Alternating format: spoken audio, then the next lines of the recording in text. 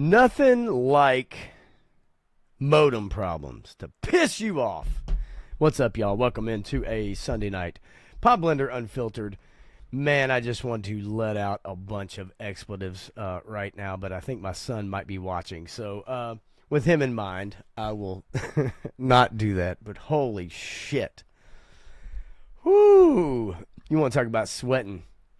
Not even sweating. It's just you're ready to go, and then all of a sudden, holy hell, everything goes to hell in a handbasket. So anyway, yes, I did make it finally. Was ready to go at 9:30, but such is life. It throws you curveballs. Anyway, all right, welcome in. Got a few things to go over. There was some stuff I wanted to say for Tuesday night with Matthew because he, missed a week, had a lot of stuff going on, and I can't wait to welcome him back Tuesday night.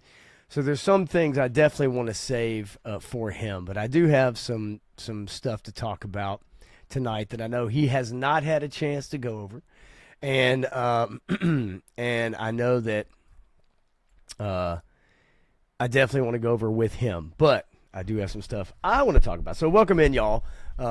Good to see you guys here. Gun Bunny Customs, Johnny, Reno, Turk Murphy is here. Stanley says, hey, I gotta watch Big Brother. I didn't know anybody still watched Big Brother. I want to watch Big Sister. Actually, I want to watch Little Sister. War Chest is here as well. War Chest joined me last Tuesday to break down some stuff. That was fun. Anytime I put on there, I'm having a special guest. You could probably guess who that's going to be. I know some people already guessed that, including my cousin. But I like having Scott on. He's fun to have on, and we get on pretty good. And so yeah, man, he filled in admirably for Matthew last week. Johnny Reno, cheers to you, buddy, for sure. Eric Thurman, what's up on the West Coast, cooking them up proper. Turk is in the house. What's up, Turk? And again, 3-Star is here working on review videos. I did get in Snake Armor yesterday. I got in Slice and Dice. I'm trying to think of what else. I bought Footloose today at Target, although it was a beat-up-ass box. But I had a gift card. So I was like, man, let me ask you guys, do you ever do this? Do you ever do this where you're like, I don't remember who I have. Like, I don't remember what figure that I have. I don't even know if I have Footloose. I ain't gonna lie. If I do, I'll take him back to Target and get the money back or the gift card, whatever. But like, I saw him there with 5 breakers, 2 firemen, and 2 Cobra Commander retro carded and 1 Stalker retro carded and a bunch of Tiger Force Duke reaction figures. And I was like, man, Footloose. And well, that box is kind of beat to shit, but that's got to be a return. Man, I don't think I have Footloose. I'll be honest with you, I don't remember. Do you guys do that with your figures? Do you do that sometimes where you're like, I don't know if I have this motherfucker or not? That's where I'm at. Now, for most of y'all, you could probably look on your shelf or your display. For me, it's like, that box is in a tub somewhere. Which tub is it? I don't fucking know. They're not numbered. Yeah, such is life. But anyway, so I picked up Footloose. But and then I guess I got charged today, maybe as many of you did. Who did I get charged for? 3-Star will tell me again because I've forgotten. At this point, I can't even keep up. I got charged for Budo. And then some other fuckers on the way. Yeah, that was me. Gotta love Mesh Networks. Sorry. Who is that Pop Blender guy? I got to highlight there. Aloha, Mr. Hand. Let's see here. And Stanley says, I still need Footloose or Four-Loose. Four-Loose is a new figure. I've never heard of him. No, I'm just messing. Never hit Seattle shelves, unlike the Looters. Oh, got that one, Stanley. That was a good one. I'm just kidding. 3-Star draw. Desert Scorpion. That's right. Desert Scorpion is on the way. And then I just got charged for Budo. Budo. So Budo will be on the way soon. And I can't wait to grab those guys. So anyway, all right, enough figure talk. This isn't talking figures, y'all. What am I trying to do here? Okay. Definitely have a few stories to go over tonight, and we'll get to them. I'm not going to lie to you. Just to break it down a little bit. I'm not going to lie to you. Had a band competition yesterday, which was about an hour and 15 minutes from where I'm at. And I walked all over that son of a bitch. I parked as far away from the stadium as I could because it was near the buses where the band is. And I'm doing photos with my good camera. So I want to make sure I was near the kids and I could get pictures of them warming up and all that kind of stuff. And so I did a lot of walking yesterday. And I was really sore today. And I'm not going to lie to y'all. I did not feel like streaming tonight. I told my cousin, I told 3-Star earlier on the phone because we're kind of going over Wednesday night, what we're going to do Wednesday night for Seven's Wild. And I said, man, I'm not feeling it. Like, I am sore. I'm tired until I turn the camera on and turn the mic on. And then it's like that. It's like, okay, let's get going. I've saved some stuff. It's time to talk about some stuff. Boy, the Cowboys Packers game is on over here. I know you can't see it, but yeah, once the camera goes on, it's time to go. So I appreciate you guys showing up. Frank Dumanu is here. What's up, Frank? Good to see you, buddy. So that's just kind of how it is for me. It's like right at the last second, bing, bang, boom, let's go. Clint is in the house. What's up, Clint? Matthew Madsen, T's and P's. Had a long week and can't wait to have you back on Tuesday, dude.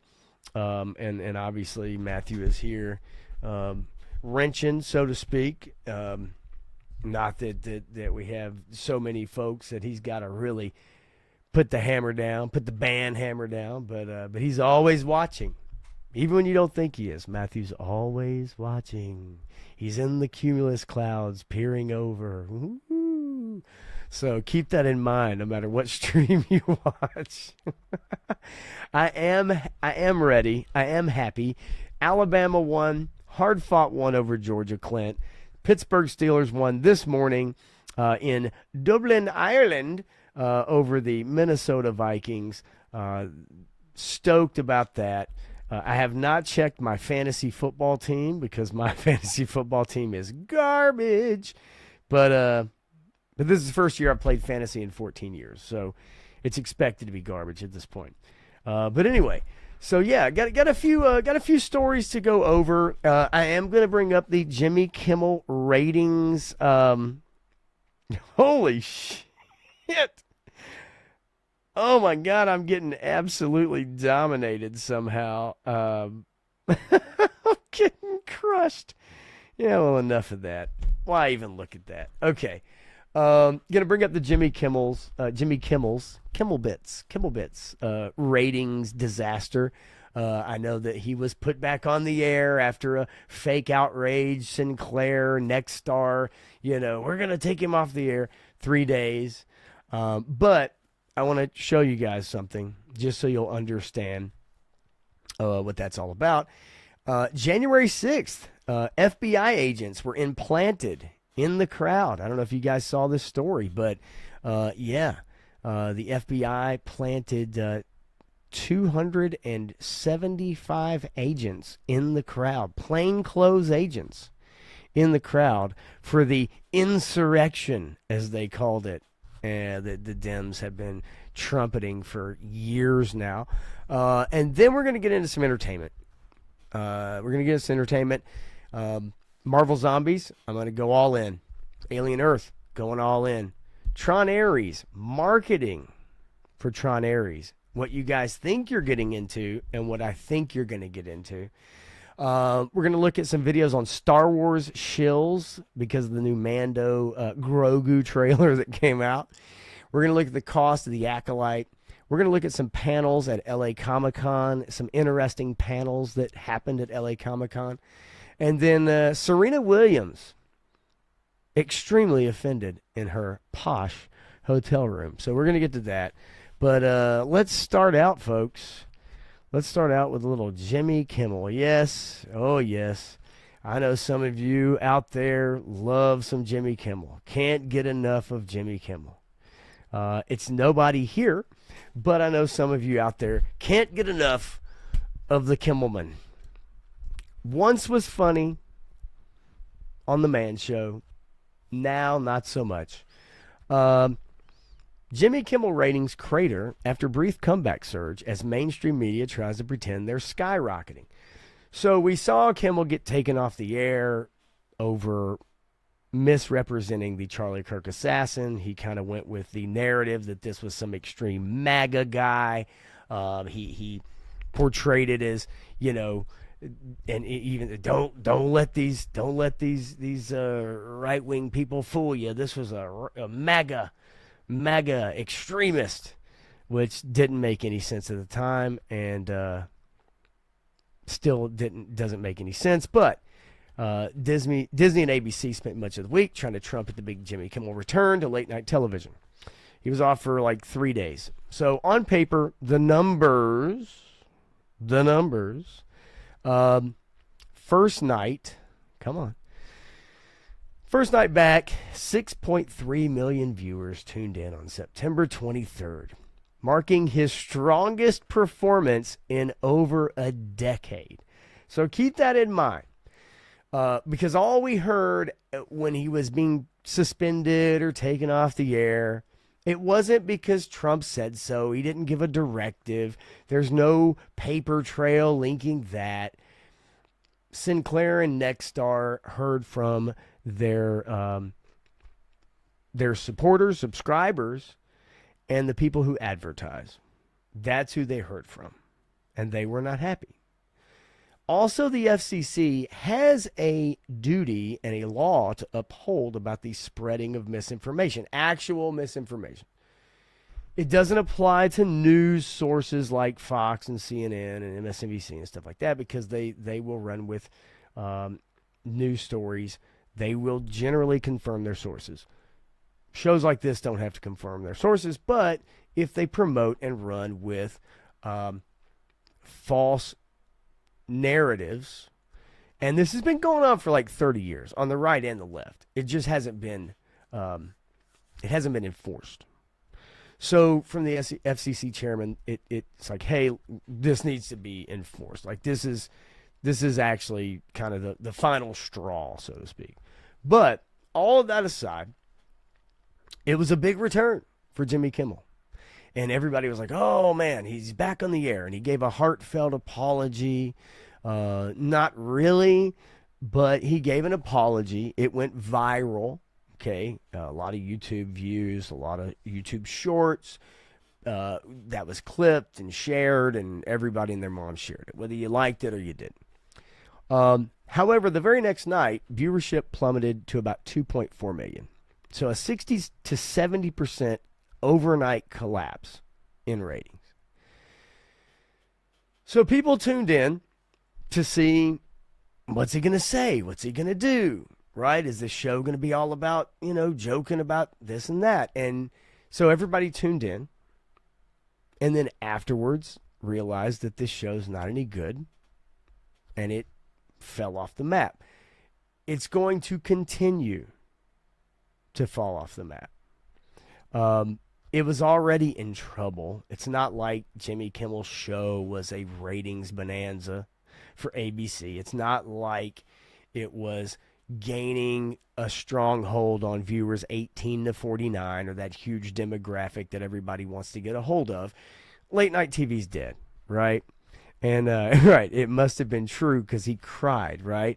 And you don't even know what to believe anymore, right? I almost feel like these people, and we're going to see it, 3-star, you're going to see it here in just a little bit, because I'm going to show you the Star Wars shill who somehow has the ability to cry on cue.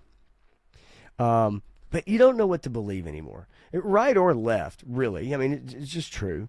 So, but this was a big ado about nothing, right? Everybody tuned in to see whether or not he was going to apologize, and he did, but not.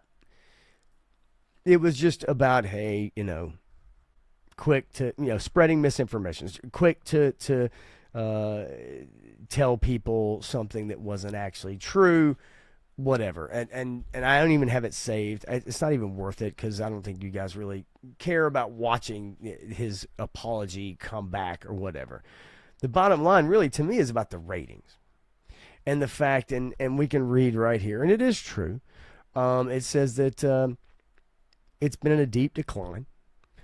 From January through August of 2025, it lost nearly half of its audience, averaging just 1.7 million viewers. It used to compete with Leno and Letterman when he first came on the air, and it's true, he did. But it's been a steady decline for years now, for 10 years now, and it's indicative of where late night television is. Right. Yeah. He could have done the, what's his little Timmy, or what is his name? Who was that son of a bitch that used to play the little ukulele TV? It's of our time, that's for sure. Somebody will get it. But anyway, Girls on Trampolines would have done much better, Eric, for sure, 100%. But here's the trick, all right? And this is kind of, this is kind of where we're at as a society, as far as views and content and stuff like that. Disney, which owns ABC, is trying to frame Kimmel's return as a major cultural moment. The company has pointed to viral clips of his monologue circulating on YouTube and TikTok, racking up tens of millions of views. But, and this is true, viral clips don't equal sustained ratings, and they don't appease advertisers looking for consistent live audiences in the late night slot. And I wonder, Tiny Tim, there we go. That's it. Tiptoe through the tulips. You got it. I need tulips on my organ. So here's the deal. The late night TV slot, I don't know what that's going to look like in the next decade, but I don't think it's going to be late night television. And if it is, I wonder if it's going to be YouTube personalities, or if they're going to replace late night TV with YouTubers. I mean, literally streaming straight from Google, straight from YouTube. I mean, can you imagine some of the YouTubers that you like to watch? Now, I'm not talking about somebody that has 100,000 subs or 200. I mean, we're talking big YouTubers, okay? But can you imagine watching them on late night TV? Like they have an hour or they have an hour and a half straight from YouTube. And you're right, it kind of has to an extent, because that's what people are watching now. And I've talked about it, Matthew's talked about it, a lot of people I follow talk about it. The authenticity of people are looking for real experiences now. And the Jimmy Kimmel, the Stephen Colbert, even the David Letterman experience, it is of a time, and that time is gone, just like the movie star. I had this conversation with my mom about, she had seen a commercial. She said something about there was an actress, it was a perfume commercial or something like that. And she's like, I don't know who the hell that actress was. And it's like, yeah, I would dare say in 2001, if you had a random commercial come on and it had an actress as the spokesperson, you would be able to name that actress. And now you'd be hard pressed to know who that person was that was pushing that product. In 2001, you could have the 12th most popular actress, 15th most popular actress between television and movies, and you could probably figure out who that person was. Now, and it's not even that we're older, okay?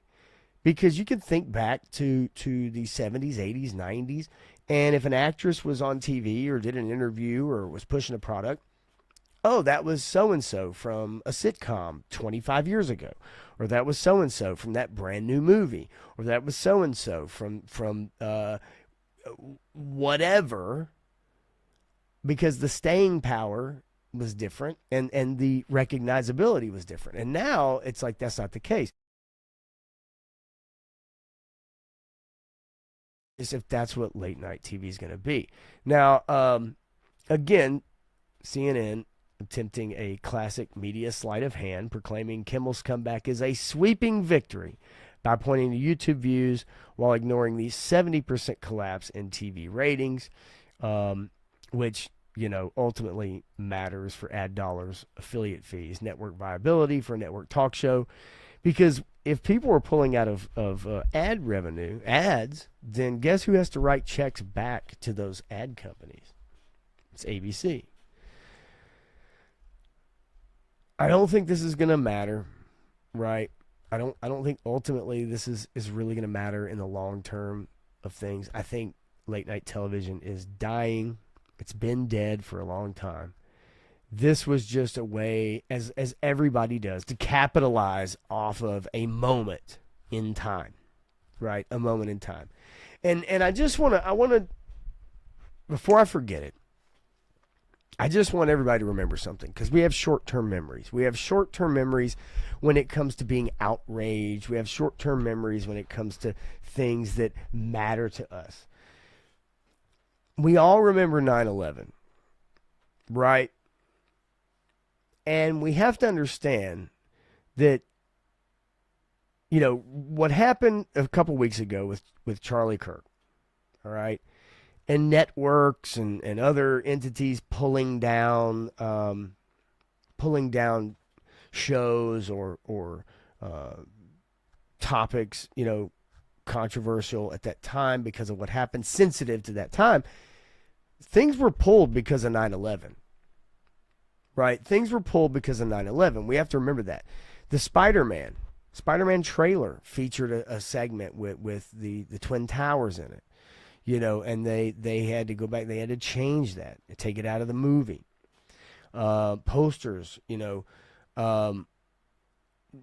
other television shows, things that weren't shown because it was deemed too sensitive at that time. Now, the difference is at that time, we were all more together as a society, not only with race, but also with partisanship. And there was no Antifa and there was no, anyway, autonomous zones. But you get what I'm saying. You catch my drift, right? Is that at that time we were all much more like, yeah, that makes sense. Let's pull that episode. Let's change that movie. Let's maybe release that a couple months later. Let's give people a chance to heal. See, that's not the case anymore, right? Because people are like, fuck them. Fuck their healing. Fuck them, right? That's how it is now. Fuck them. Screw them if they have feelings. But back then, same thing was happening. It just looked upon differently because we were in a different place. It's interesting how the last 25 years or whatever, 24 years has changed things. Curious how that happened. But anyway, so that's enough about Jimmy Kimmel. Just wanted to bring it up. Worth mentioning. I did find this story quite interesting. FBI embedded 275 plainclothes agents in January 6 crowds as House panel probes informants' roles. So it's interesting to me that the FBI somehow was able to put plain clothes, 275 plain clothes officers, agents in the crowd January 6th, when that was supposedly kind of a spur of the moment kind of thing. Says one thing we have learned, and this came on the tail of the Biden administration when their Department of Justice admitted they had many, I mean more than 24 paid informants embedded in the crowd. With that many paid informants being in the crowd, we want to know how many were in the crowd, how many were in the building. But I also want to know, were they paid to inform or instigate? Now, I'm not going to get deep into this story, but it begs the question. 275 paid informants by the FBI. Were they paid to keep an eye on, maybe try to calm people down, or maybe, hey, don't do that, man, you shouldn't do that? Or were they paid to fire people up? Of these informants, if they were paid to inform, what information did the FBI actually get from them? How did they not know that this was coming? If they had that many paid informants, believe they did know it was coming. So this is a story that bears following, because, and this is Representative Barry Loudermilk out of Georgia, chairman of the House January 6th Select Subcommittee, because all we've heard for years was that it was a bunch of insurgents, that it was an insurrection. How do we not know that some of these people, 275 people, that's a lot of people. How do we not know that these agents weren't there to help spread? How do we not know that some of them weren't in the middle of that shit, stirring shit up, but because we've only heard about the ones that have been political prisoners the last few years, that were on video that we've been told about? How many of those that were there doing shit that were agents do we not know about, that we weren't given information about? Right? Like, that begs the question. I'm not saying that that was the case. I'm just saying that we don't know that. Right? I find it fascinating, and had no idea. I had no idea about this. Right? Until just recently. And so it bears following where this story goes to, because and I think we'll find out. I think we're going to get to the bottom of that. They even have some, if I can get to it, you know,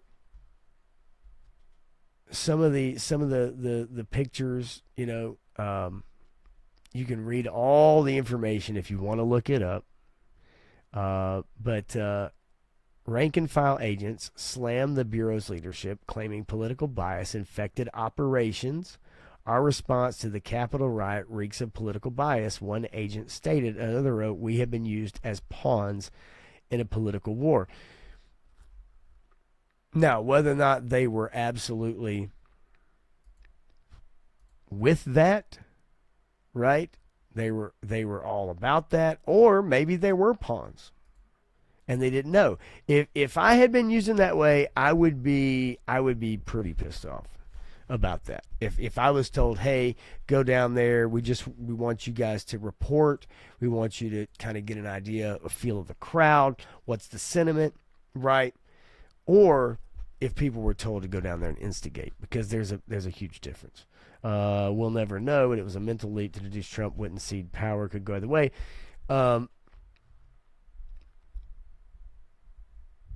You know what? The thing is that, you know, he did cede power, right? That you know, they did transfer the presidency. I can't say that.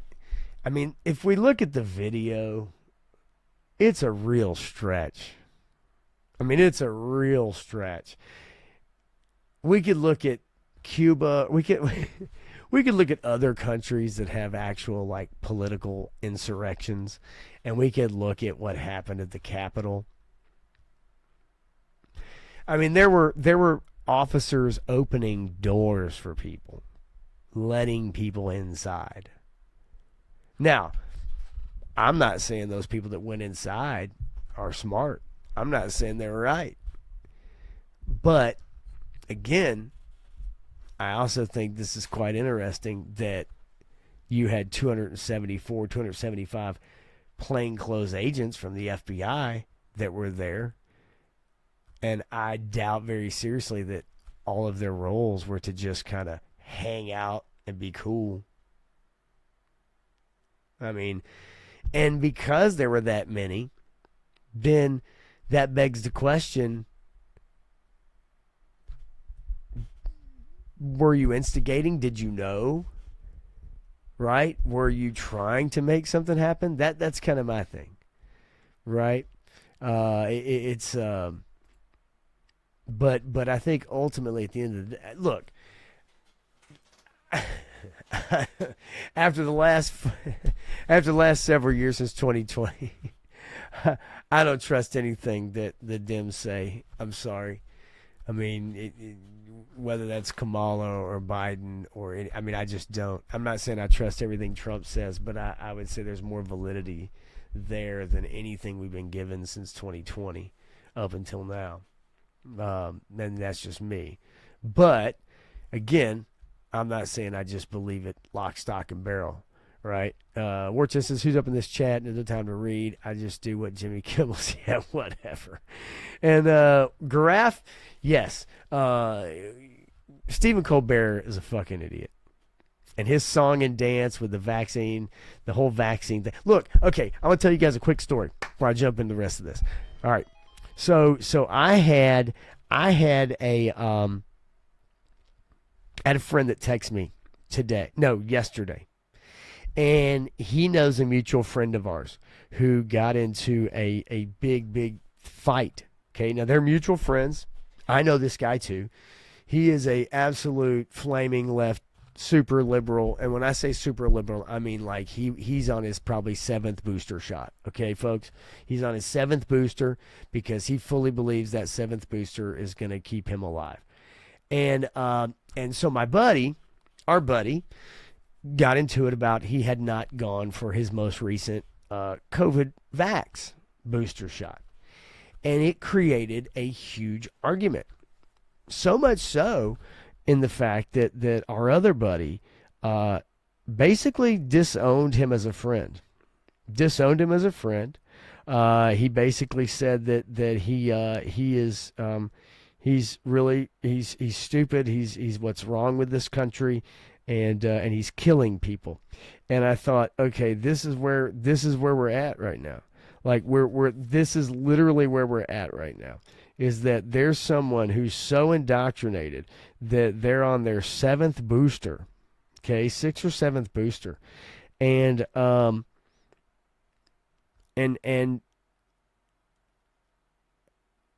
that's still tearing friendships apart, right? And the thing is my buddy was like, hey, I had COVID twice. He's like, I had it twice. It was the same thing, He said it felt like the flu. It was the same thing. I had the flu. Every year or every other year or whatever year I had the flu, it felt like the same thing. So we're still there as a society. We're still there, right? Yeah. Who gave the order? What was the order, right, Eric? I'm curious to know. All those FBI agents just enjoying a picnic got caught in all the right-wing violence at the Capitol. Yeah, all that crazy right-wing violence. It was so, it reminded me that all that stuff that happened at the insurrection at the Capitol reminded me of the Summer of Love, right? Like all those riots and all those shit burning. It was the exact same thing, wasn't it? Exact same thing. It's amazing how the two sides react to different stuff. Truly amazing. But I want to follow that story more because I really want to find out if we get to the bottom of it, and as we get more agents, let's see. Grass says, wait, you forgot the bonus for getting your 7th booster. Get 7 vaccines shot, get a slice of pizza. Yeah, of course, you know how they were giving elementary kids a free slice of pizza if they got their vaccine without the parents knowing. That's where these people are at, right? We can't forget this. Like bring me examples. Tell me Oh, the illegal immigrants. They're going after illegal immigrants. How dare they? These people were tricking children in elementary schools into getting a vaccine their parents weren't aware of by offering them free pizza. Let's not forget that. Let's not forget children in New York City in the middle of winter having to sit on fucking pickle buckets outside to eat lunchtime 6 to 10 feet apart from each other. Let's not forget that.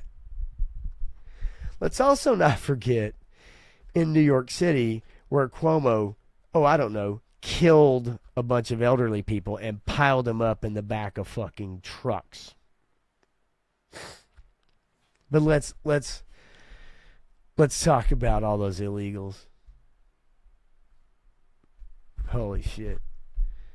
But I digress. Freedom fries. I remember freedom fries. Freedom fries were fucking, that was 2001, 2002, baby. That was 2002, freedom fries. Let's get it. I miss freedom fries. I miss the smell of freedom fries and justice. A real insurrection would look like Helm's Deep. Hell yes, Helm's Deep. Epic, cinematic, history-shaking battle. January 6th, redneck LARP session that ended before dinner. Yes. Hello. Holy shit. Oh, God. The voice of reason. All right. Okay, enough about that. Wait. Okay, hang on. Before I get into Marvel Zombies, before I get into Alien Earth, before I get into Star Wars Shells, I got to bring up why Serena Williams was so upset. Do you guys know about this? Have you heard about this? Serena Williams, extremely, extremely upset, and I'm going to show you why.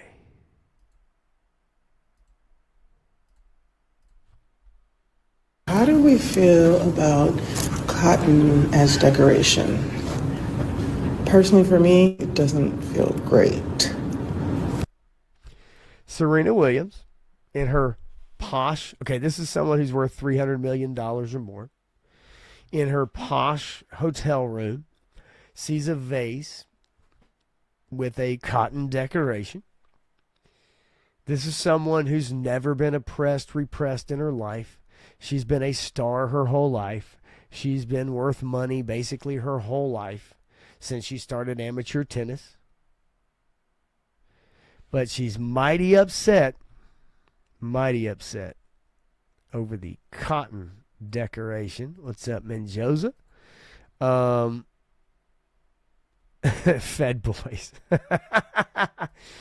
But just wait. It's so much better. All right, everyone. How do we feel about cotton as decoration? So she also doesn't tell you. Okay, she tells you how she feels about it. She says, I'm not about that." She asks her millions of followers how they feel about it. How do you think they're going to react? Personally, for me, it doesn't feel great. So actually, it feels like nail polish remover cotton. So then she goes on to say it feels like nail polish remover cotton. Okay?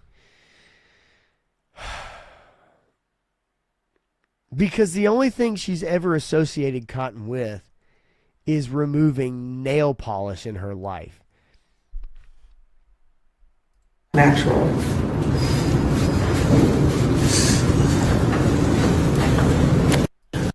What the living fuck is this?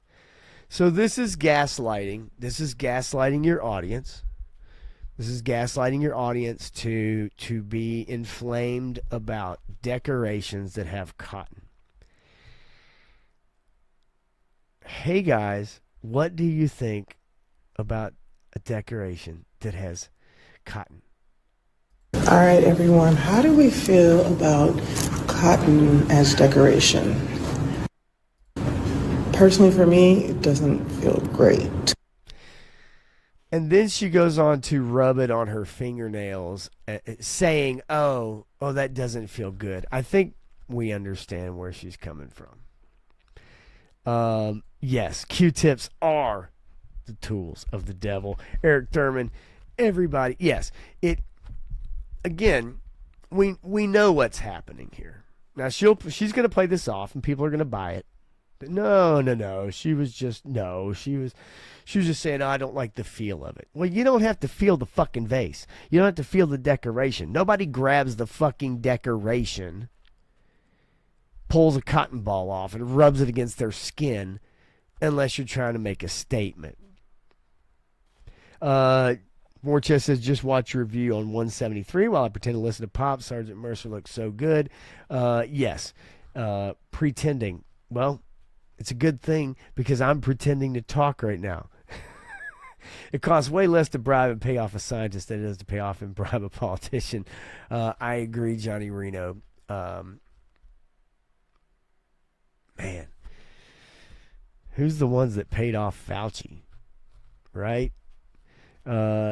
Yeah, I mean, look, this has been in fashion for how long? I just think that it's a stretch. It's a stretch. And I know some people say, well, it's a stretch to say that she was talking about cotton as a for black people. But it's not hard to make the connection. We know where she's going.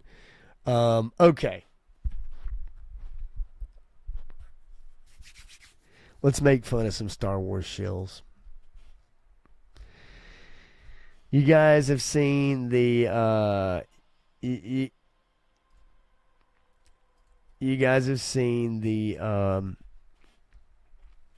Mando trailer, right? You guys have seen the Mando trailer. Let's make fun of some people spurging out over the trailer, right? This should be fun.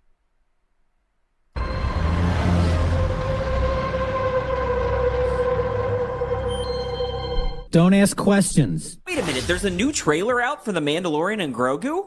I'm in. Oh, new Razor Crest immediately. And it's got the yellow... I love it, dude. I already love it. Just consume product and then get excited for next product. The music, man, it's good to be. Hey, dumbass, you're supposed to set the laptop just off camera when you're doing your fake reactions, not hold it in your hand right up to your face. Okay, what was that? What was that? What was that what was that sound that he just made?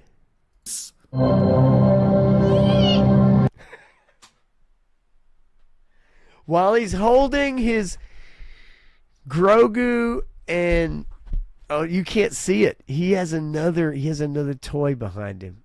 He has another toy behind him.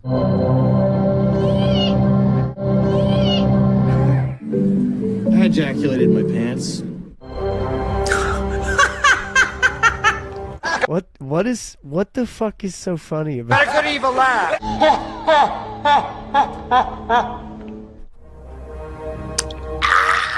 my girl? What the fuck? What is wrong with these people? This is actual Yoda. The Mandalorian is back! Bro, what the fuck you mean, dog?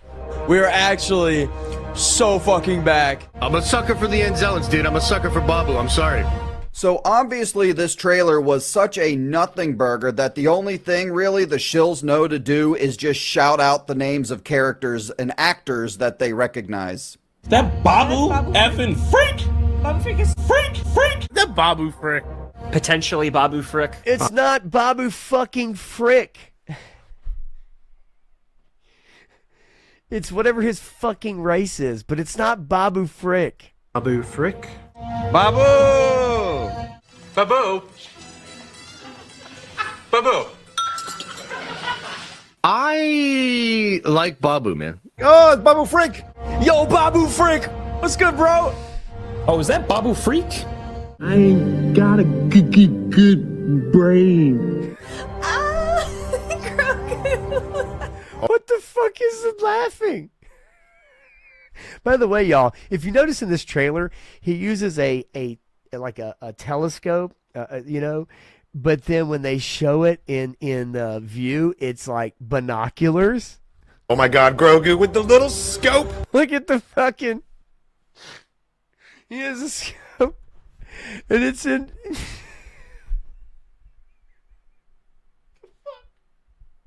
What the fuck?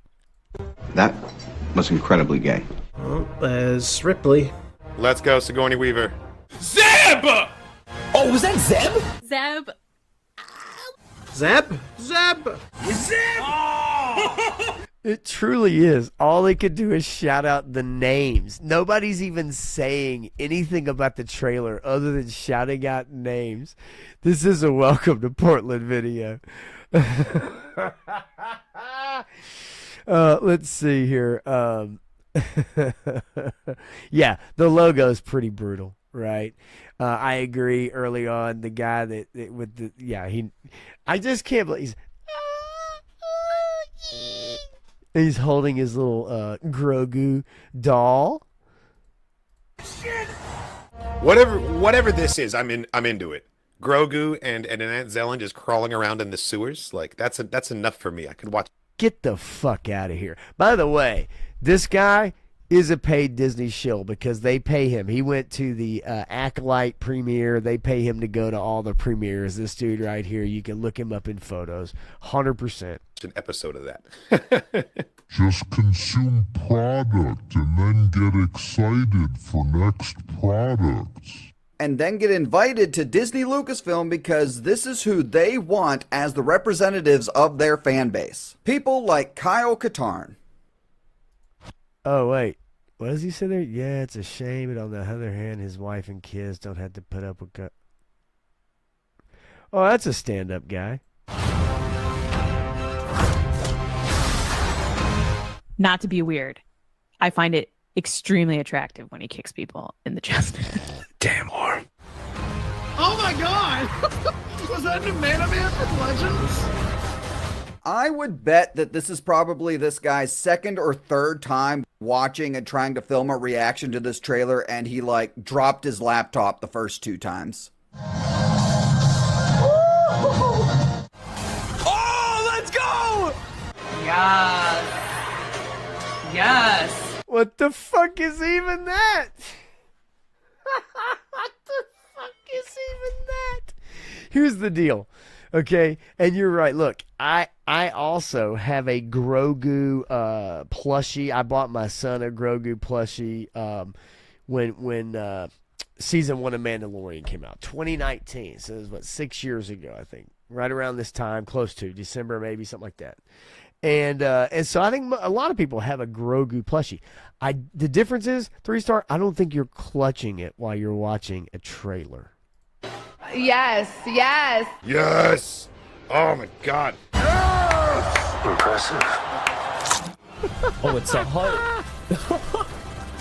It was a buff-looking hut, though. And I've heard a large portion of the film is essentially kind of like a buddy cop movie with Rada, Grogu, Mando, and I guess maybe Babu Frick or whatever. I gotta tell you, that sounds awful. This looks fucking badass, bro. This is the way. Yes! Oh man! The new logo looks so good! It looks so much better! Seriously? What did he just say? Hang on. I gotta hear that again. The new logo looks so good! It looks so much better! Does it? Does it look so much better? You're shilling too hard. Commander Shepard. So I think it kind of goes without saying at You're this... a goat. Anyway, yeah, it's pretty sad. Like, and if it watching these people, and here these guys kind of top it off right here. A fun little lighthearted adventure with these characters. This sounds like it's gonna be more. This is the cope. This is the cope that everybody starts to use. So after they've watched the trailer, then they start coping. Already begun. It sounds like it's going to be more of just like a fun little lighthearted adventure with these characters, which I'm okay with. I'd say I'm tentatively excited. The one thing that I really wanted most from this project was it to feel unique and distinct. And if it feels like an overlong episode of the first season of the show, I'm totally okay with that. So they're spending how much money on a movie, and if it feels like an extra episode of the show, then he's okay with that.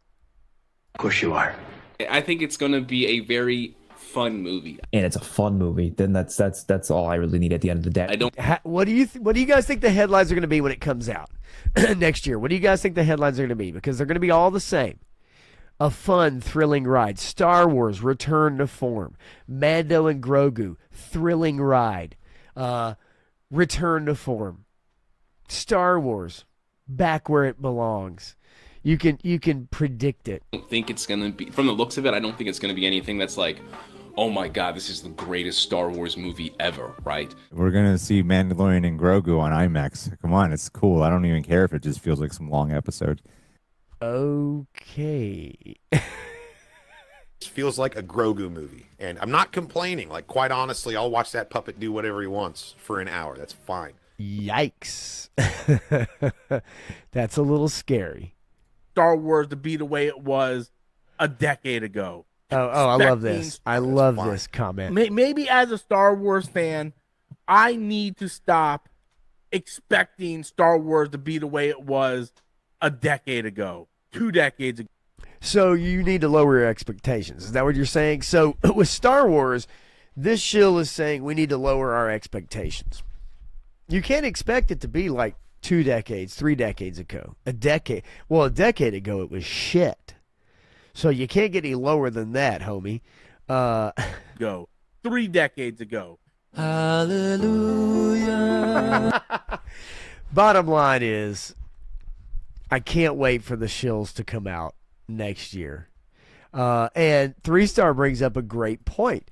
Playing the just consume product and wait for next product probably is the best clip to use when we talked about not knowing which G.I. Joe toys we just got charged for. Yes, you are correct, because it is the same thing, right? Basically the same thing. Except the difference, 3-Star, is that Hasbro has been knocking it out of the house with their G.I. Joe products. Disney and Lucasfilm have not. There's a difference. One has been a quality product that people are really enjoying and they can't wait for more. The other one is a pile of stinking shit, and you have these people who are telling you that it's not. So there's a big difference between the two. I don't even know. I don't even know what that comment has to do. Has to do with. I have no idea, but I love it. Let's see. Yeah, that logo. I don't know who came up with that with AI or whatever they did. It's not as bad as the Flint card or the new Flint card. Both of them are shit, but it's still bad. Scrunchies on the wrist. Whichever dude you're talking about. Yes, all of them. Let's see. Laugh out loud. They're already prepping you for the letdown. Yep. A fun movie. It's a TV episode being re-released into theaters is what it looks like to me, and an Ewok adventure for the big screen. Yeah, I mean, bottom line, right? I mean, these guys are already, and look, all of these people, most of them will be invited to the premiere. They'll get their goodie bags. They'll tell you on their YouTube channels and their Twitter or their X posts and Instagram posts how great, what a thrill ride it is, return to form, a triumph, right? They'll use all the same buzzwords. It's the same old shit. Touche. And I know exactly what you're talking about. Graf says, I will say, it does have a good chance to be the best Star Wars movie released in theaters in over 2 decades. You may be right. I will tell you, Graf, in my opinion, in 2026, it will be one of the movies released in 2026. Hands down. One of. That's all I can say. So, all right. I couldn't help it. There is an AI Mando trailer that I thought was you know, it's okay. It's not the funniest. It's all right. I may share it later. I don't know. We'll see. In the meantime, all right.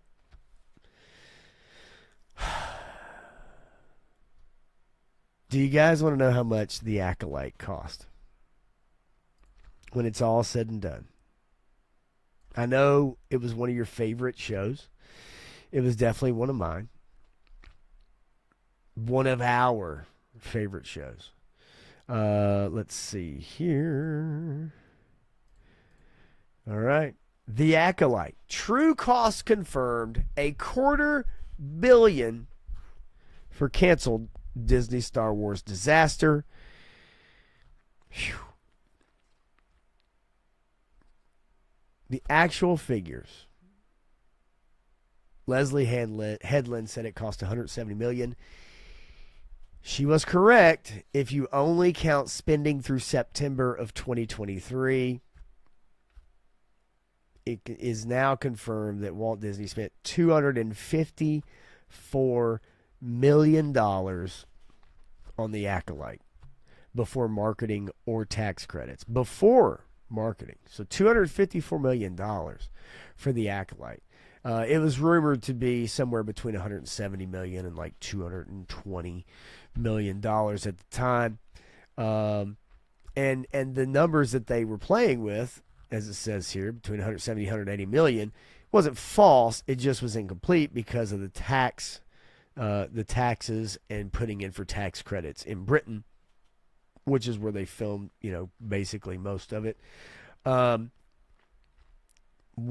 What do you guys think about $254 million for The Acolyte? Power of one, the power of two, the power of ten. $254 million. Holy shit. Awful. And so when I brought up, I made a post on Facebook about Disney losing money hand over fist.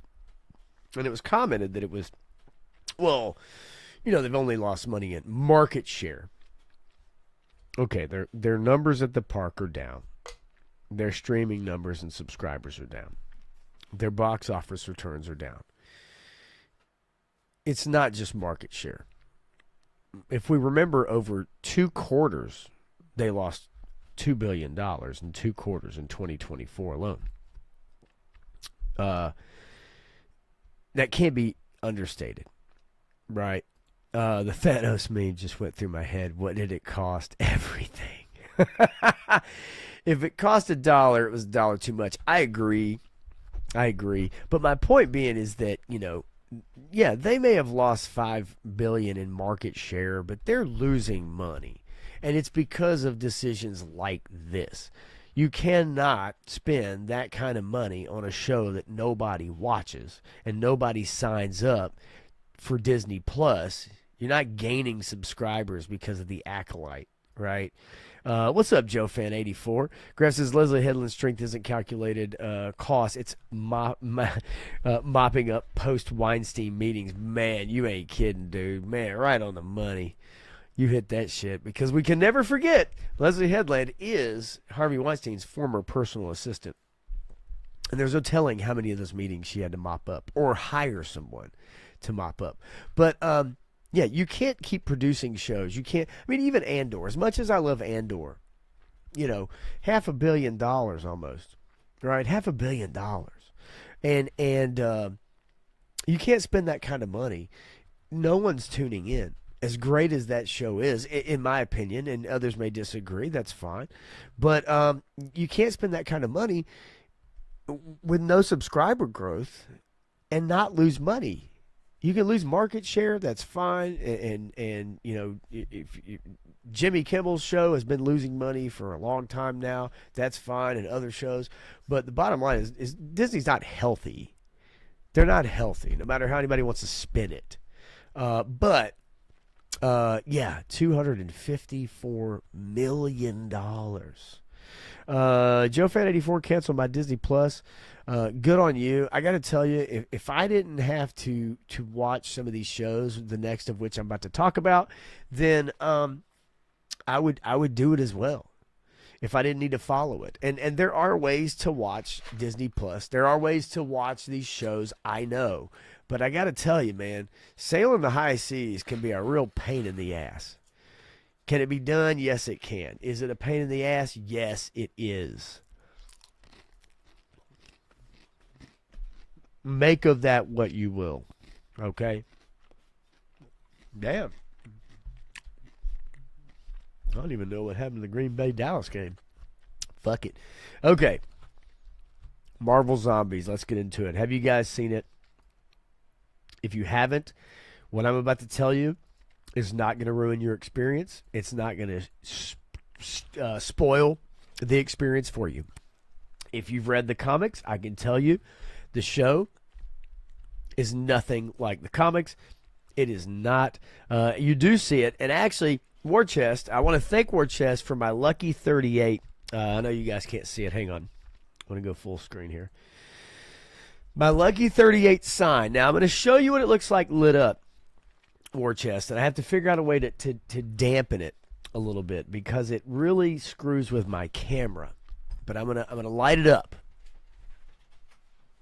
What the fuck is going on here? Oh.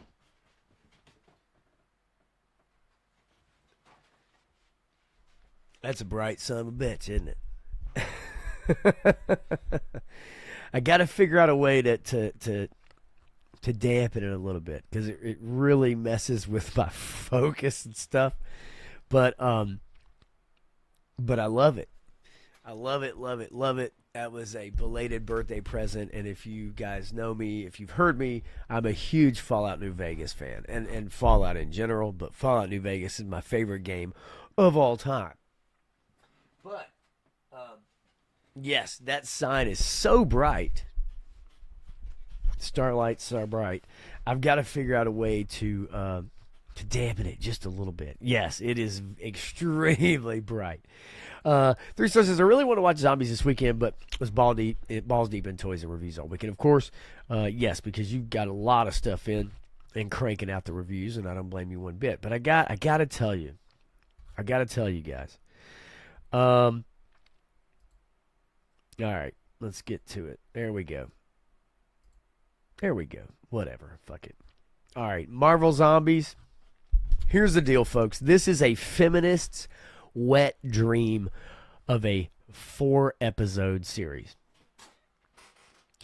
If you're expecting to see your favorite heroes become zombies, it's not going to happen. If you're expecting to see how this world came to be, it's not going to happen. If you want to watch D-list female Marvel characters that you don't give a shit about,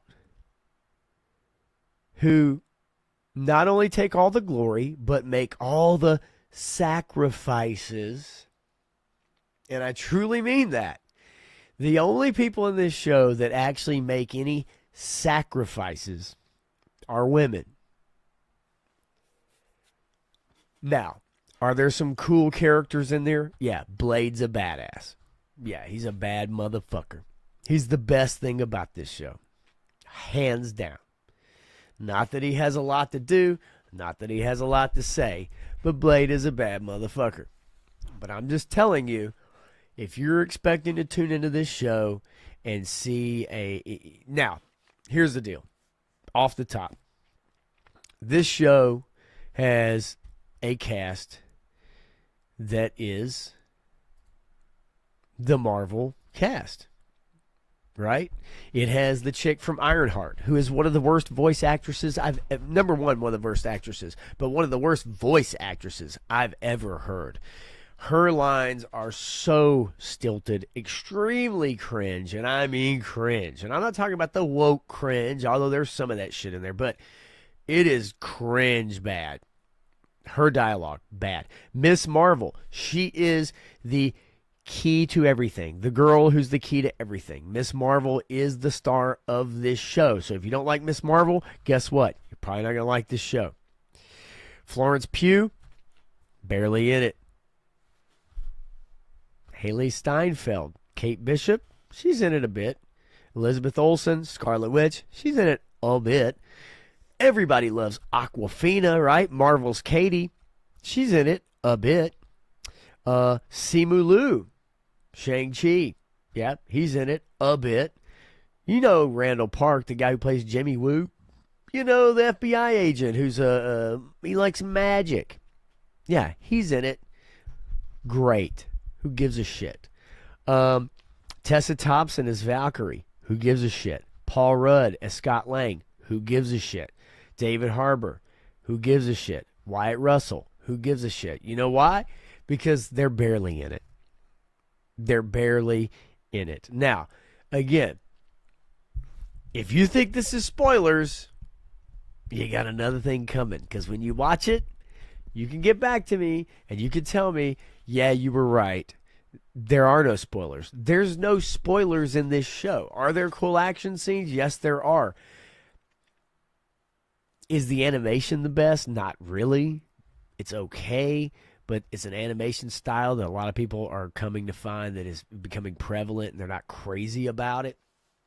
Yeah, I'm with you there, War Chest. But this is like I said off the top, this is a feminist's wet dream, fever dream of a show, because this is a girls get it done Marvel Zombies 100%, hands down. Now, a lot of people say, hey, you know what, Pop, you always go off on this shit. You know, you're hyperbolic about it. You know, you and Matthew always talk about it. Oh, girl power, blah, blah, blah.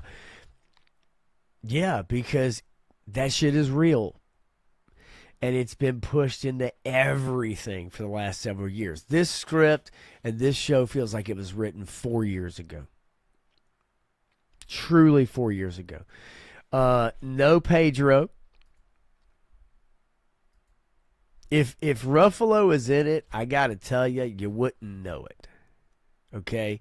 You wouldn't know it. Now, without giving away the whole plot, because I'm not going to give away the whole plot, is more, I don't know, he doesn't have any speaking lines, so it doesn't matter. Like, you know, my nutsack could have played Hulk. Okay?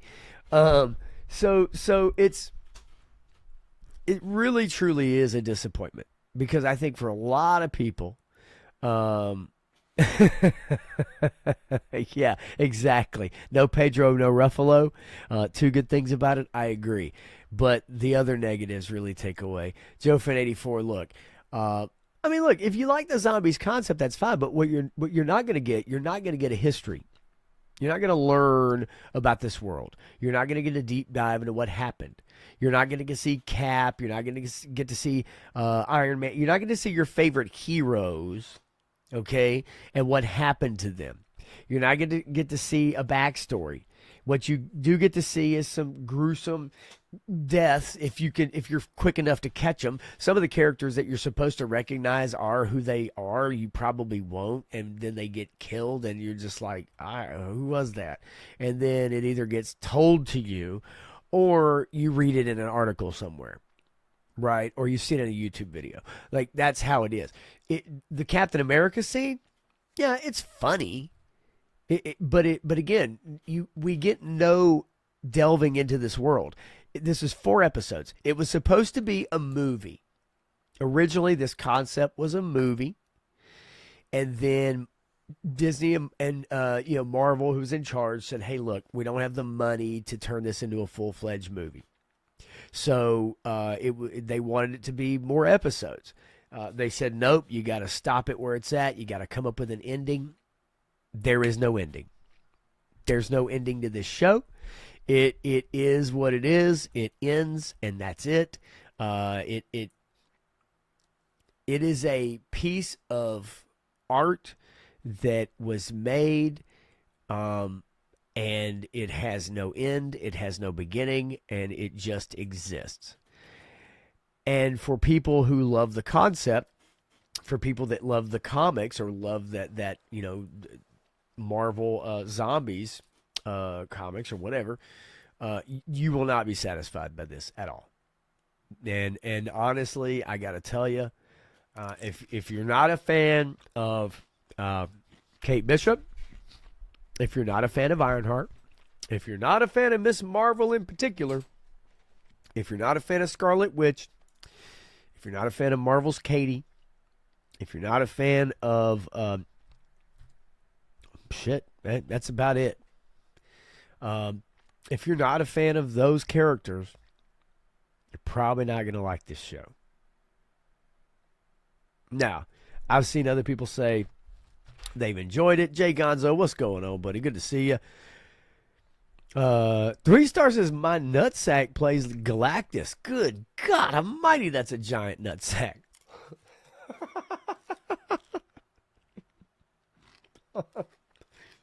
No, it really is, folks. I accidentally saw it one night.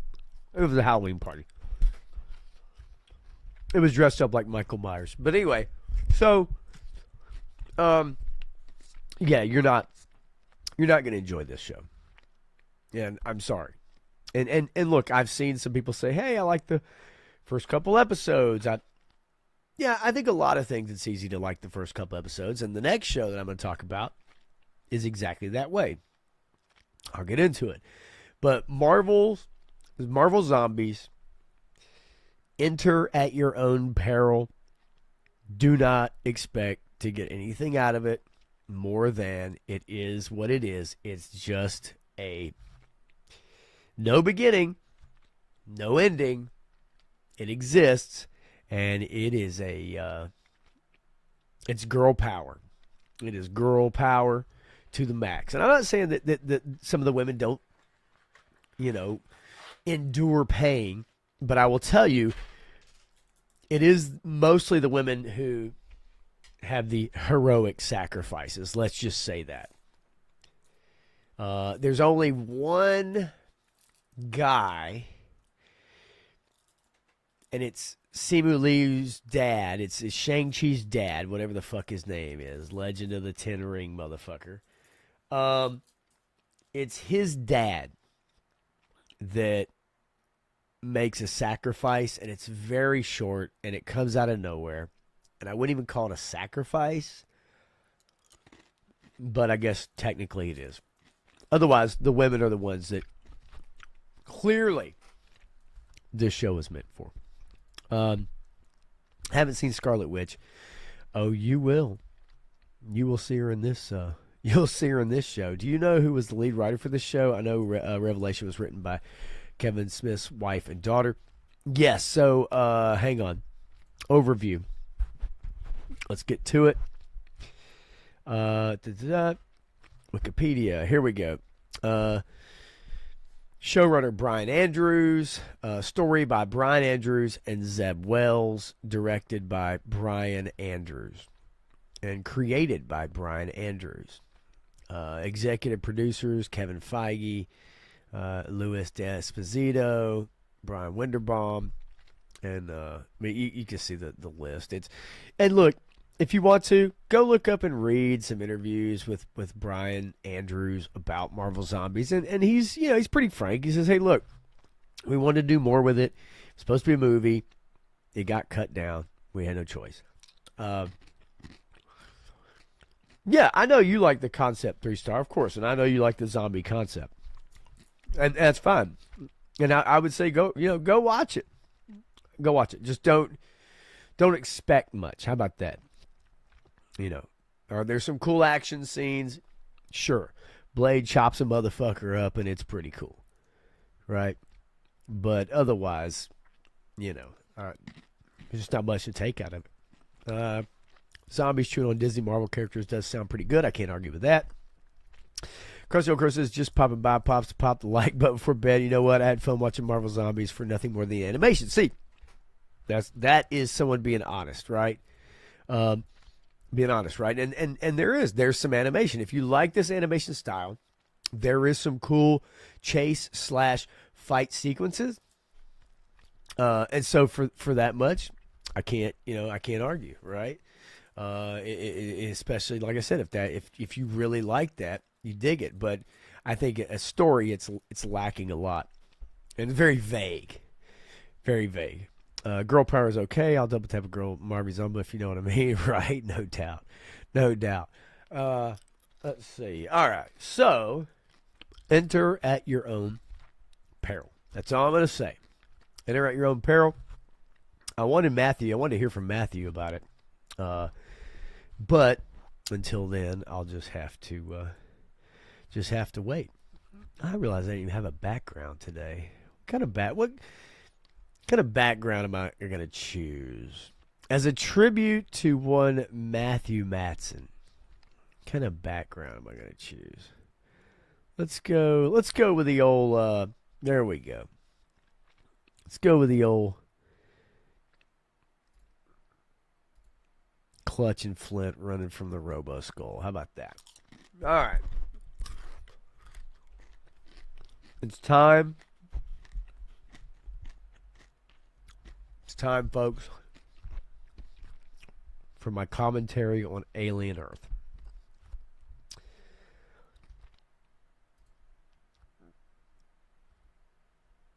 How many of y'all have seen Alien Earth? I'm just curious. Okay. Matthew finally did finish Alien Earth. I can't wait to get his thoughts on it. This is one of the dumbest fucking shows I have ever watched in my life.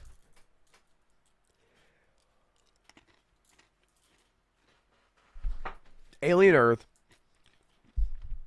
has some of the dumbest characters.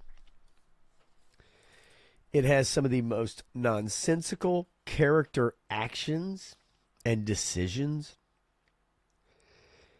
Its storytelling is a multi-layered level of shit that is at times hard to describe. There are premises in this show,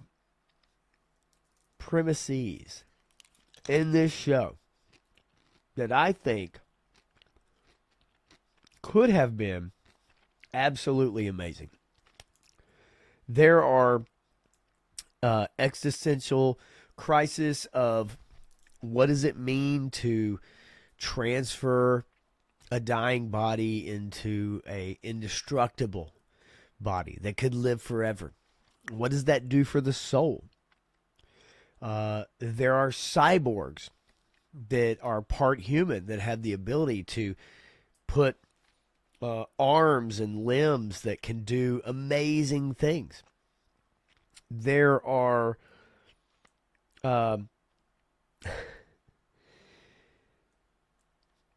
creatures that, for reasons unknown, are being captured and brought back to Earth, not to an off-site facility to be studied, but to be brought back to Earth. And when they are brought back to Earth, what actually happens is exactly what anyone would be concerned about happening, which is them getting out or breaking out or being studied or whatever, to the point where they get free. The alien in this show sometimes looks like a person in a rubber suit. Sometimes it looks like bad CGI. There are people in this show who have plot armor where the alien is able to rip through dozens of people in seconds. But then somehow, if it's a character that means something to the show, they're picked up and thrown across the room and knocked out and forgotten about. We have some of the most awkward scenes of close-ups of our main character and her mouth and her teeth as she communicates with one of the xenomorphs in a very strange sound. We're never given the reason how or why she can communicate with a xenomorph. We're never given any reason or knowledge of what they think or how they feel. We have children that are put into synthetic bodies who at any time can have their sensory or their bodies shut down, their eyes shut down, or everything recorded through their eyes and ears, but then are conveniently in some episodes not recorded, not monitored, even though we're told they're monitored at all times. We have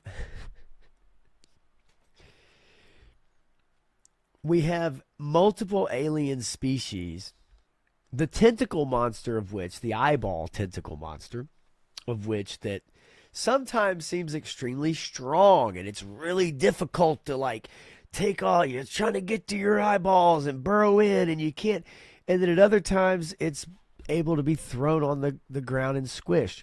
We have synthetics who are able to jump off 150-foot cliffs that are extremely strong, but then somehow aren't able to open doors or defeat enemies or bust through cages.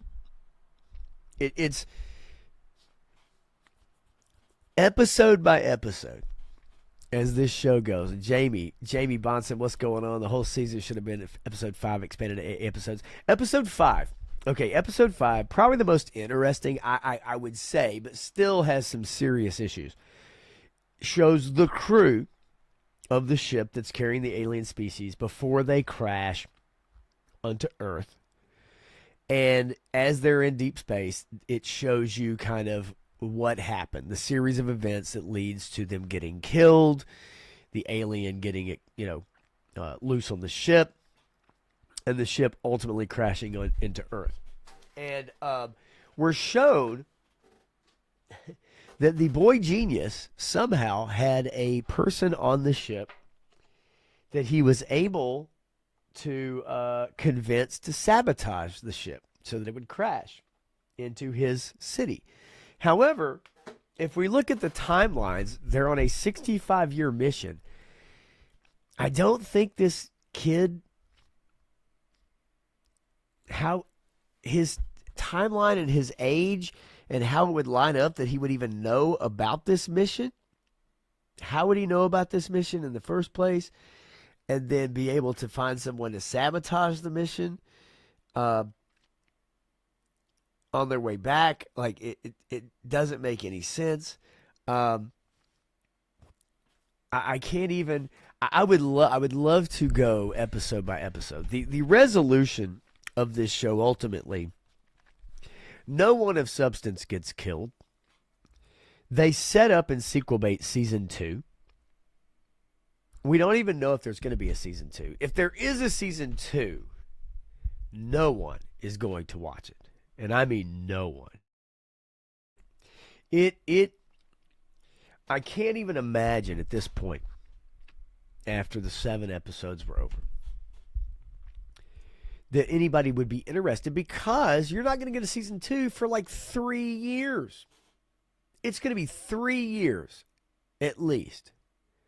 And this show, from what I understand, this show cost almost $500 million to make.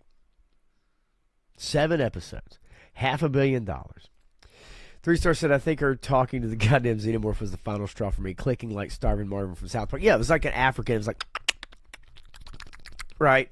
It's embarrassing. And again, we're given no, like, what is it about her that makes her special that somehow she was able to communicate with the Xenos? We're given no background, no history about that, no reason why.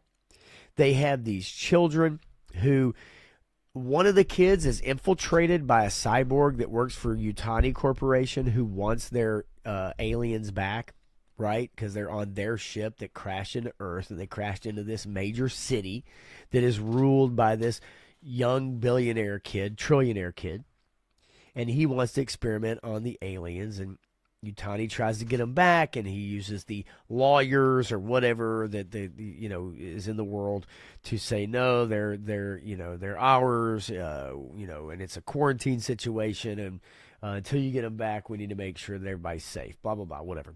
All right, so anyway, the whole premise about him creating these children and putting them in the adult bodies, and then using these children on a mission to capture alien species that we know nothing about. This is immortality, and he's just playing fast and loose with it. It's really goofy. They try to portray him as like an ADHD tech billionaire. As a matter of fact, the guy Noah Hawley, who created this show, who's a showrunner, basically said as much, as that he used the tech billionaires like an Elon Musk as his template for the boy wonder, the boy cavalier kid that is the guy that is the ruler of this. He owns this particular city. But the fact that the Yutani Corporation has a cyborg who is able to, number one, he's on the ship that crashes. They're tracking him down. Somehow he escapes being tracked down. Somehow he ends up out of the city, makes his way out of the city, even though there's security and people looking for everybody. He's out of the city somehow. He goes back to the Yutani Corporation. He says, I'm going to get our species back. I'm going to get our aliens back. He makes it his mission, 65-year mission. His daughter is dead. He had a daughter. He's been gone for 65 years. She dies. They make a big deal about it in an episode. We never revisit that again. We never revisit his motivations. We never revisit why he cares so much. Then somehow he's able to mentally break into this synth boy's head, unbeknownst to the rest of the people who are monitoring Synth Boy. None of it coalesces. None of it makes any sense. You got to wait until season 2 to find out why she can communicate with it. Stay tuned. Exciting. 3-star says, then the one little chick went berserk. Yeah, so then you have the redheaded girl who then okay. See, this requires such a deep dive. This requires such a deep dive that it is more time than I think you guys understand, episode to episode. Because one of the children that's put into a synth body, somehow one episode decides that she's pregnant. We don't know where she gets this from. We don't know why she thinks this. It's never really followed up on. It just kind of happens. It's just kind of a thing. So we never really find out what the purpose of her thinking she's pregnant is. And she goes crazy. And she punches the shit and rips people's faces off. She goes nuts.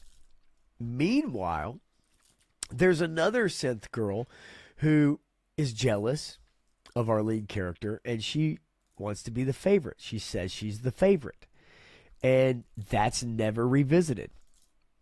We never revisit it. We never go back to it. We never find out why or what it means for her. I'm telling you, this show is nonsensical. None of these plots line up. This show should have been called Synthetic Humans Earth with Aliens. Yeah, there were so many interesting things that could have been done, and the writers do none of them. Absolutely none of them. I'm more of a fan of synthetic humans interacting terribly, otherwise known as shit. Yes, Graph. I can't wait to talk to Matthew about it. I really would love to do a deep dive on it, just to give you guys a better understanding of just how terrible this show is. The writing, I joked about it. One of the first things that the first girl who goes through the transformation into a synth body. One of the first conversations she has is with a male scientist. And she describes like boobs, how weird boobs are. And then she asks him about why he doesn't have any kids, and he literally tells her, I have a low sperm count. And then she goes, like Beavis and Butthead, she goes, sperm.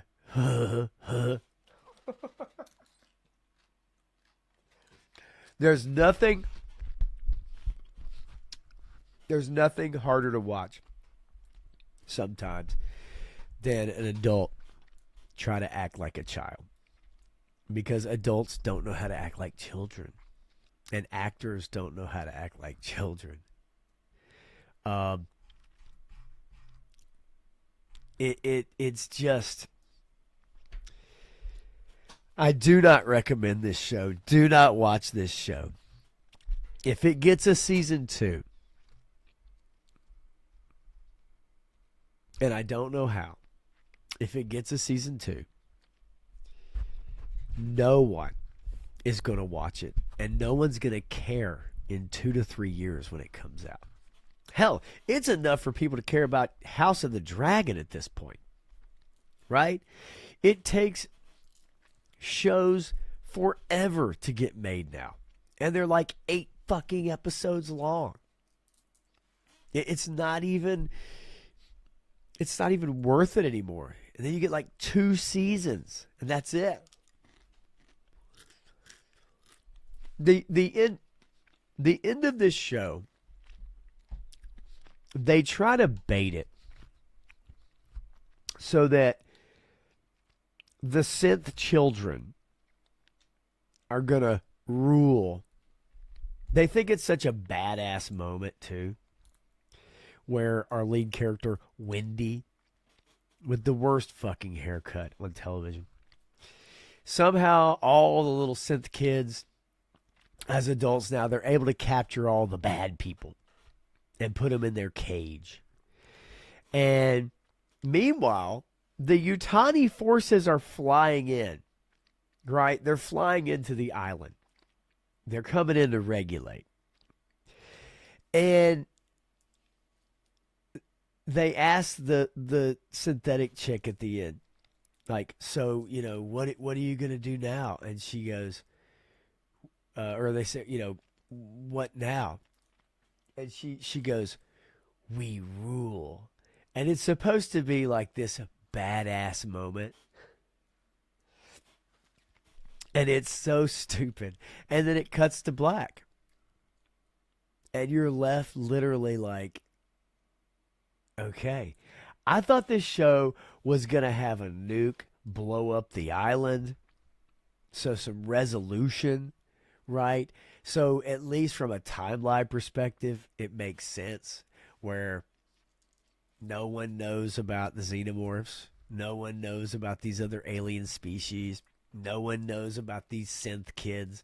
No one knows about, like, that's the only way any of this can make sense in the timeline of the Alien IP. But no, it's going to go on. And if it doesn't go on, and I don't think it's going to go on, then it's just a big nothing burger. My son watches a YouTube channel where the parents act like children and their children, with their children, and it's so cringy. What show is it? What channel is that? They should get Master Chief from Paramount Plus. You mean Master Cheeks? Do a crossover on the show. I mean, if you're going to not care about what you're writing, go all out. I agree. Yeah, ultimately, excuse me, at the end of the day, it's just brutal. It really, truly is. The conversations, I see what they're trying to do, because they're trying to set up, like, actually, you know what? Fuck it.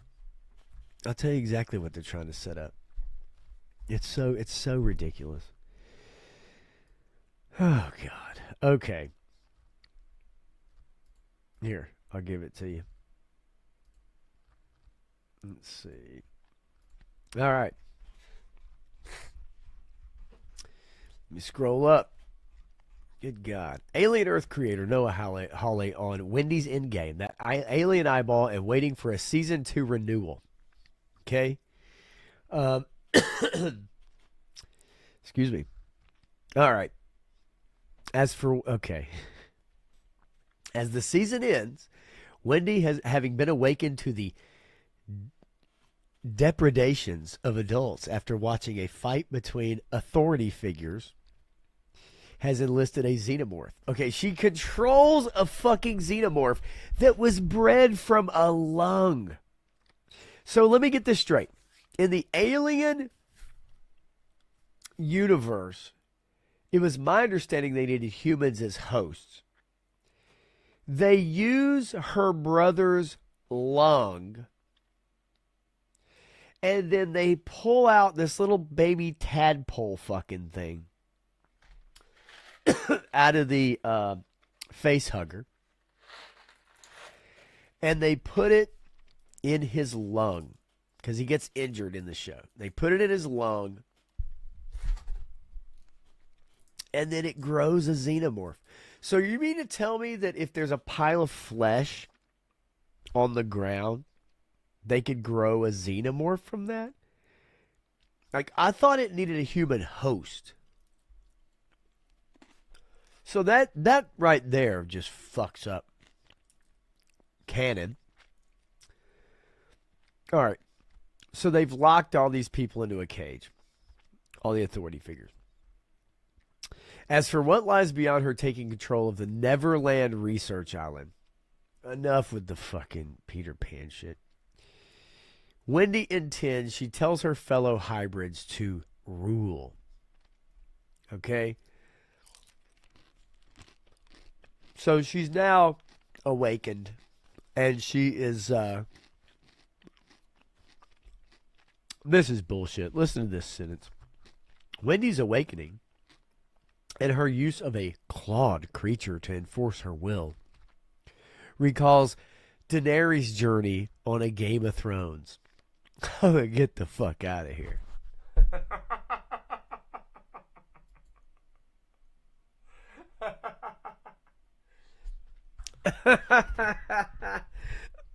What the fuck? Oh my God. So the central conflict of this show is like, is this synth chick, is she human? Is she not human? Right? She sees her brother do things where she wants to save him, and then as shit happens throughout the show, then all of a sudden she thinks he's being a bad guy. And why? It's funny because all she tells people in the show, she has to go find her brother Joe in the crash. Right? I need to save my brother Joe. And they're like, why? He's like, because he helps people. He saves people. And then later on in this series, he wants to help his friends from not getting killed. And his sister goes apeshit berserk on him. And he tries to tell her, it's because they were going to get hurt. I wanted to help them. So the same reason she wanted to go find this motherfucker in the first place, she now has a problem with him. Right?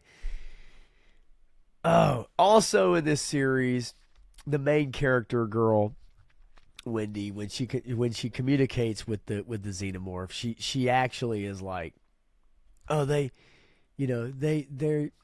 like, what do they want? What do they need? And she tries to act like, oh, they just want freedom.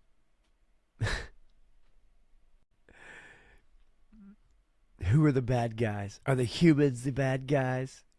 It's such a, oh my God, it's so bad. I will say Timothy Oliphant's character, this guy right here, probably the best character in the show, other than the black dude Morrow, the cyborg. Those are like the best two characters, and unfortunately, they do buck up both of their characters. They both end up getting in a fight, and they both end up fighting to a draw, which is really super lame. It's gay and lame.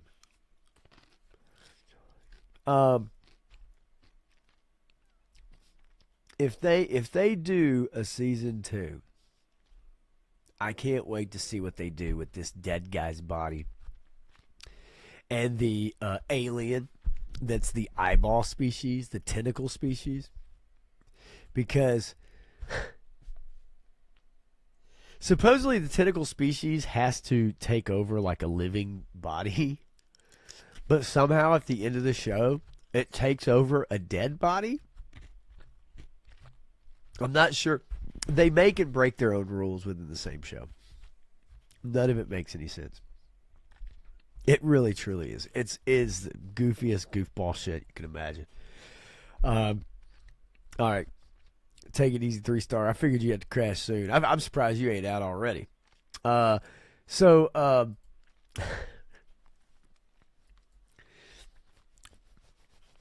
kind of want to finish up with this.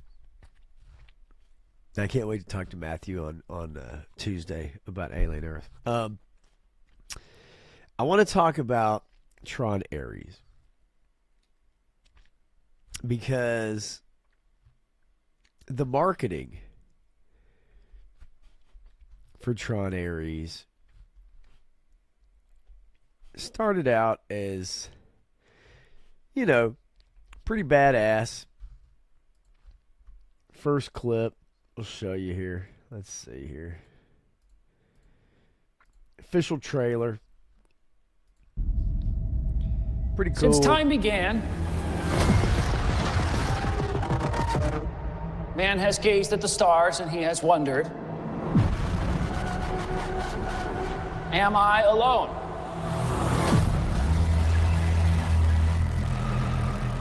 So much talk of AI and big tech today.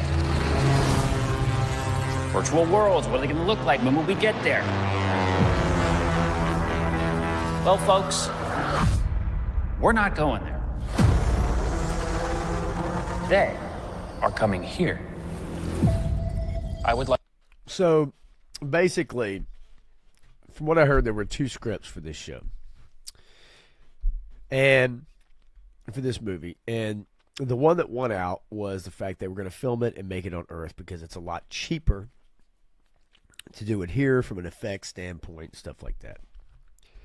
But the other rumor that I heard was that it originally was going to focus on a girl who's the key to everything. Or they were going to focus on the Jared Leto character. They kind of compromised between the two. And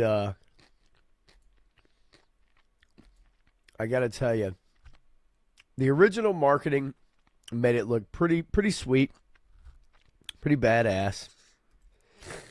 This guy's searching for, wants to be human. And look, I'm not the biggest Tron fan, but I like the visuals. He's pretty cool. It was until I saw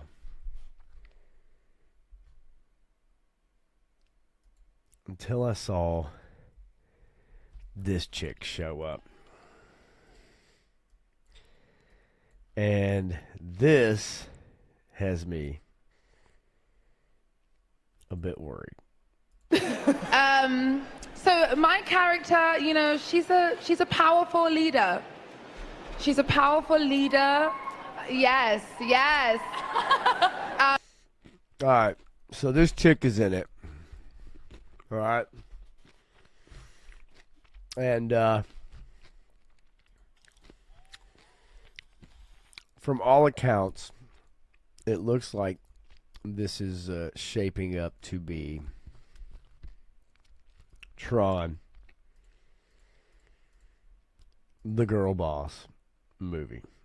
I got to do a lot of training for this, and I loved just getting to do the wire work, and the battles and the fights. I thought I was training to do the stunts, but really I was training to wear the suit. It's not easy to wear those suits. I applaud everyone. The restriction on your body. I don't give a fuck, Matthew. It's late. It's my stream. Quite interesting. That just adds to another thing that you have to overcome as you do it. Yeah, I would always joke with Yoko, our director. Thank God he gave me the opportunity to train for quite some time. It's fun and it's worth it.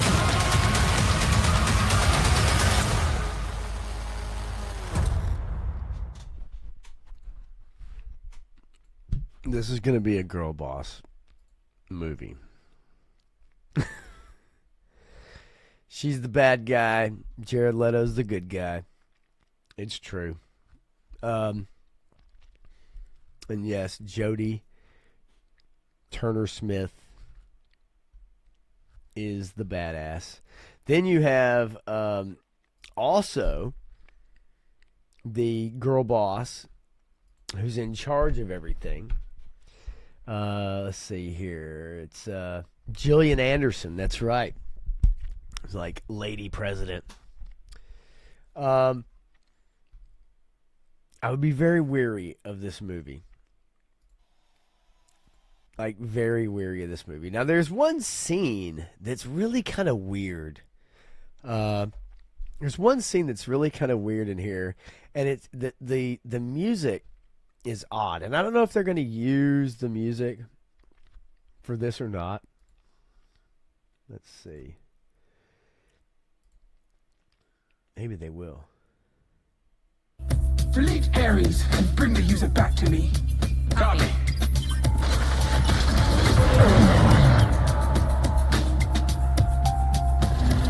This is a chase scene.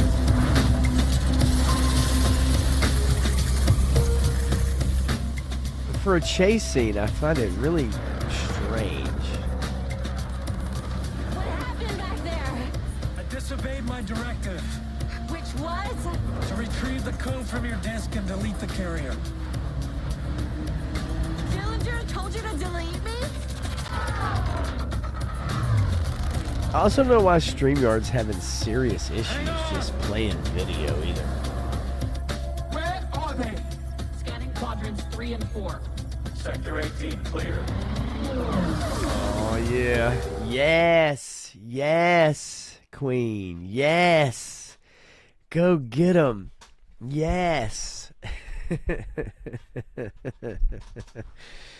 Yeah, be very wary of Tron Ares. They weren't marketing it this way, but as it gets closer to release, as it gets much closer to release, yeah, exactly. I would be very wary. And of course, all the reviews will come out. They'll say, "Hey, it's the best. It's a return to form. It's a triumph." All the usual suspects.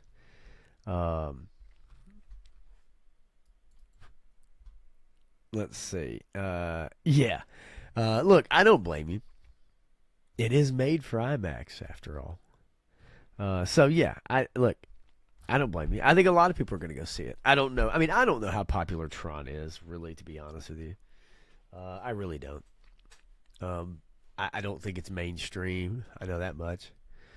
I don't think it's extremely mainstream, but how many people are going to go check it out? We'll see until word gets around. I can't wait. I mean, look, I saw the original a long time ago. I did not see the second movie, honestly. This one looks interesting, but only from a visual standpoint. I'm not a big Jared Leto fan. I could care less about him.